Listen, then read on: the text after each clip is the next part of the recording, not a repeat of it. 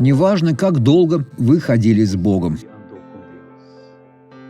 Важно, сколько времени вы провели вне присутствия Бога, поскольку это страдание. Но еще важнее, когда вы возвращаетесь. И знаете, кого вы там встретите? Того, о ком псалмопевец сказал в Псалме 101, стихе 13. «Ты же, Господи, вовек пребываешь». Вас встретит тот же Бог, готовый помочь вам. И память о тебе в род и род. Так что вам не придется жить вдали от Бога, если только вы сами не захотите. Тогда вас ждет страдание здесь и вечное страдание. Скорее вернитесь.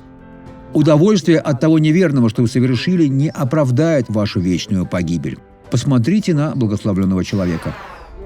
У меня было 2 грыжи позвоночных дисков, и в этой области образовалась большая опухоль. Теперь она исчезла.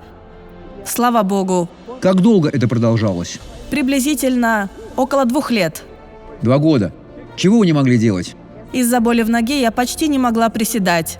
Но теперь я могу. Тогда поднимите ее вверх. Теперь присядьте, согните обе.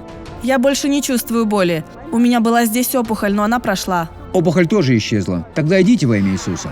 Теперь я хочу помолиться с вами. Господь Бог, Создатель небес и земли, могущественный Бог, приди помочь тому мужчине, той женщине, которые сейчас молятся со мной. Во имя Господа Иисуса я приказываю всему злу уйти из вашей жизни и запрещаю ему возвращаться. Уйди. Во имя Иисуса. Хорошего дня.